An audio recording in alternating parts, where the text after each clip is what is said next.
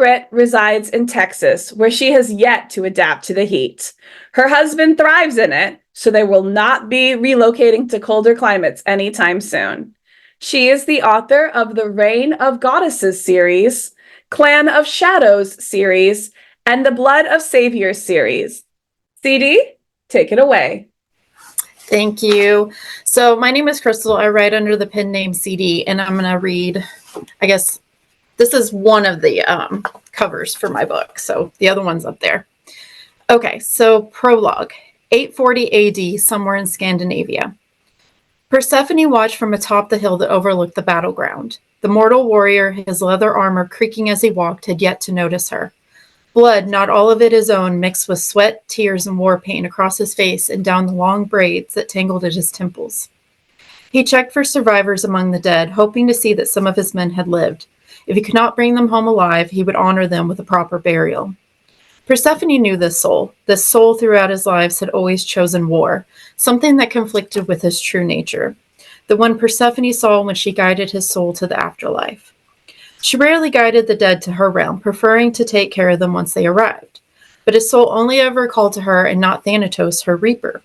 And she answered, escorting him to the underworld herself. There was very little Persephone did not understand about death, but the warrior's soul's ability to summon her to the deaths of his men and his own was one of them. When the life the soul had lived was assessed, it proved to be deeply caring and affectionate, regardless of its mortal coil. It never mattered what body he was born into, his spirit was always that of a warrior, always standing between the innocent and certain doom. He did not bring his army to war for power or land, but for justice and freedom. His face was solemn as he prayed to the old gods, ones that she knew were not real, for his fallen brethren. In that moment, he allowed his emotions free. Losing his comrades was a hell he would live in for the rest of his mortal days. The Viking finally looked up at Persephone, somehow sensing her presence as he always did when she came to take his soldiers to their final resting place. And Persephone delighted in the eye contact that no mortal should be able to make. He placed his fist over his heart and lowered his head. She wondered as she watched him if he held a latent power, but she saw no unbound abilities when his soul crossed her gates. Just a lovely soul she felt more and more affection for over the millennia. Though the man bowing his head before her did not know her, his mortal mind thinking her a Valkyrie, his soul always remembered her. As if she were home to him as he was becoming home to her. After returning his gesture, Persephone called his slain brothers to her, the perished warriors heeding her call to avoid trapping themselves in the mortal plane as a soul without a vessel. They used her as a gateway to the underworld, a world attached to this one that only the dead could find, a veil between this world and hers where she cherished and guarded her souls. Before they passed through her form, each soul stopped and placed a fist over the heart as they nodded to their leader in respect. And although her warrior watched on, he only ever saw her, not his men, and she wondered why. She felt the souls as they passed through her and was overwhelmed by the love they felt for him. They knew that he fought and died beside them, and they loved him as they did their own kin. Persephone was fascinated and awed by such respect. After the last soul passed through her, Persephone looked at the warrior again, knowing she would not look upon his face until it was his time, until the countless wars finally punished his psyche too much for them to continue the fight. The mortal man that the soul currently inhabited smiled at her, always a handsome smile, then turned from her and began the funeral rites to ensure the proper burial. Until I see you again, Persephone, she whispered to him, the wind carrying her voice. My warrior. Chapter 1, 2164 AD, City of Halcyon. Persephone had found the Moirai to be consistent in one thing and one thing only, their dramatic natures. The room where they worked the strings of fate changed with their moods.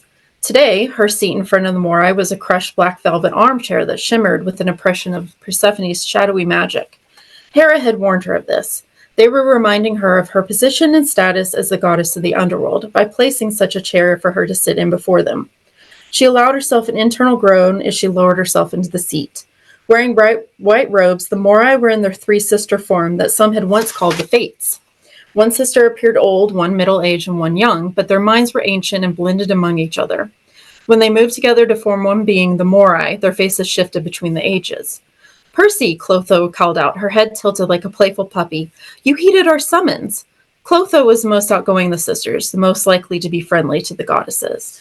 Persephone remained stiffly sitting in the chair, but she bristled at the childish name that Clotho always used for her. Persephone's face was cold and stoic, the most natural expression or non-expression for her. I wasn't aware I could deny, she stated blandly. A broad smile crossed Clotho's face, and Persephone was sure it belied the trouble she was about to release onto her. The Moirai toyed with the goddesses as they did all things, and that smile was just another twist of the strings.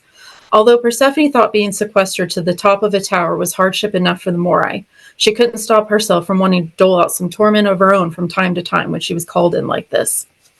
I spun the most beautiful string so very long ago, Clotho responded fondly. Her voice now soft, the childish quality almost a whisper as if she were sharing a secret. Then it turned black. No light escaped my beautiful string. The weave absorbed the darkness. So incredibly sad. Waiting patiently with her hands folded in her lap, Persephone kept her face completely indifferent. They could go on like this for a while.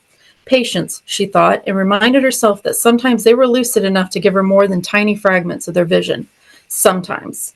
Lachesis measured it 5 times before we summoned you. It was so exceptionally long, but now my beautiful string must be cut, Clotho cried, a tear falling down her cheek. Persephone refrained from letting out a long, irritated sigh. Clotho weeping was just another normal day at the Fates, and she knew she needed to say something before the full dramatics began. Clotho, your string is a mortal's life, and life must be cut for the mortals to remain mortal. Why am I... She hadn't finished before Atropos took her scissors, ones that were made from pure starlight, and cut the string. A blinding light flashed for a moment, turning the entire room white as Persephone felt a tug on her soul, a tug harder than she'd ever felt. She immediately shot up from the chair and swayed. Her body felt all the signs of a shadow portal opening and pulling at her. Panic filled her at this new sensation, as she had always controlled her own shadows in the portals they held. Her eyes widened and moved to the Moirai, who stood next to the cut string. The string itself had begun to fade away as the sisters turned as one to look at Persephone. Life and death must balance, Clotho yelled as the shadows swirled around Persephone, preparing to claim her. Persephone reached her hand out to hold onto the chair just as everything around her turned black. That's my reading.